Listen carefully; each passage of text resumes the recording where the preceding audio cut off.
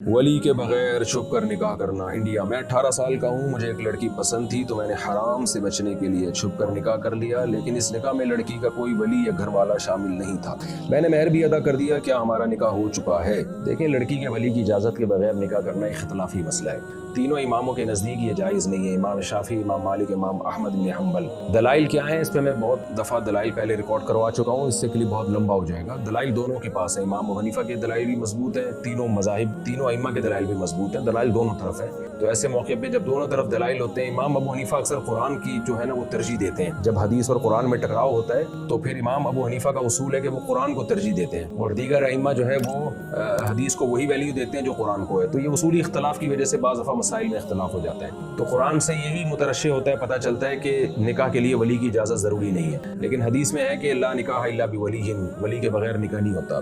फिर इस हदीस का मतलब क्या है? जुमहूर के नज़दीक तो यही मतलब है कि वली के बगैर नहीं होता, लेकिन इमाम हनीफा के नज़दीक इसका वो मफहूम नहीं है। ये दूसरा मफहूम है इसका। वो क्या मफहूम है उसकी डिटेल में जाऊँगा, बात लंबी हो जाएगी। मुख्तसर बात ये कि इमाम हनीफा के नज़दीक या हनफिया के नज़दीक इस पर मामूल है कि वो गैर कुफू हो, यानी जोड़ का रिश्ता ना हो। जोड़ का रिश्ता होगा तो फिर वली की इजाज़त ज़रूरी नहीं है। और इसकी भी हदीस से तायद होती है कि बुखारी की हदीस है कि एक सहाबिया नबी के पास आई और कहा आपसे निकाह करना चाहती हूँ। आपने निकाह नहीं किया, दूसरे सहाबी ने कहा मेरा निकाह करा दे, आपने निकाह करा दिया उनका। तो वहाँ तो नहीं था कि नबी ने पूछा हो कि वली की इजाज़त आपके वालिद की इजाज़त है या नहीं। तो बहरहाल दोनों तरफ दलाइल हैं, कुरान और हदीस हैं। तो इमाम हनीफा की आदत ये है कि जब दोनों तरफ दलाइल होते हैं तो जो कुरान के ज़्यादा करीब होती है उसको ले लेते हैं, और दीगर अइम्मा क्या करते हैं कि वो कुरान में तावील कर लेते हैं, कुरान के ज़ाहिर को नहीं लेते। और कुरान की आयत 100% उनके अगेंस्ट भी नहीं होती, ऐसा भी नहीं है। तो जब इख्तलाफ होता है ना चारों इमामों में, तो दलील ये खूब समझ ले हर एक के पास होती है। उसमें किसी एक राय पे डट जाना, दूसरे को गलत करार देना, ये बिल्कुल ठीक नहीं होता। अब ऐसे मौके पे आवाम क्या करे जब ऐसा इख्तलाफ हो? तो आवाम को चाहिए जिस फ़िक़ा को फॉलो कर रही है उसी के मुताबिक अमल करे।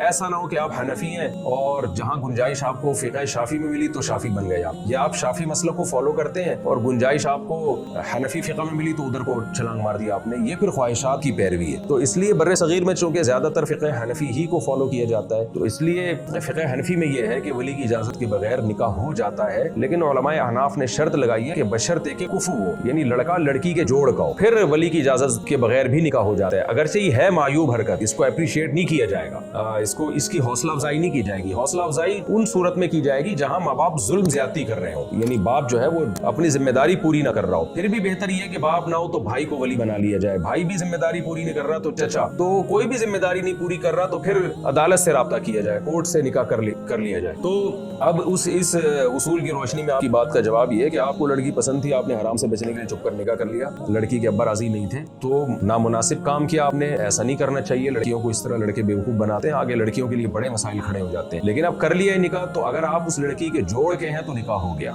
जोड़ का मतलब ये है कि उसके हम पल्ला है, खानदानी लिहाज से, माली एतबार से और दीनदारी के एतबार से कोई बहुत ज्यादा फर्क नहीं है। मिसाल के तौर पर लड़की थी जनाब किसी बहुत बड़े 18वें 20वें ग्रेड के ऑफिसर की बेटी, और आप दुनिया के लिहाज से बिल्कुल ही लो कैटेगरी में आते हैं, शोबे के लिहाज से, जरिए मुआश के लिहाज से, तो फिर ये जोड़ के शादी नहीं है, तो फिर ये निकाह नहीं हुआ। लेकिन थोड़ा बहुत फर्क है तो ठीक है। या लड़की बहुत ज्यादा एजुकेटेड थी और आप 7वीं क्लास से भागे हुए हैं, तो भी ये जोड़ का रिश्ता नहीं है, तो इसमें भी वली की इजाजत के बगैर निकाह नहीं होगा। या वो करोड़पति है और आपके पास जो उनका महर मिसल बनता है, जितना उन लड़कियों का महर, वो भी देने के पैसे नहीं है, आप माली लिहाज से बहुत ही कमतर है, तो भी ये लड़का यानी आप उसके जोड़ के नहीं है। लेकिन अगर इन चंद चीजों में आप बराबर या करीब करीब है, 100% बराबरी जरूरी नहीं है, बल्कि करीब करीब भी हो तो भी ठीक है, तो फिर ये निकाह हो गया है। फिर जो है वो आपकी शरन बीवी है। लेकिन बहरहाल इस चीज को सोसाइटी में प्रोमोट नहीं करना चाहिए, इसमें लड़कियों का नुकसान है, क्योंकि बहुत सारे केसेस हमारे पास ऐसे आए हैं। एक तो इसलिए भी प्रोमोट नहीं करना चाहिए कि हनफिया के नजदीक ये जायज होने के बावजूद भी काबिल तारीफ नहीं है। दूसरा इसलिए कि जुमहूर तीनों अइम्मा दूसरी तरफ है, तो उनके भी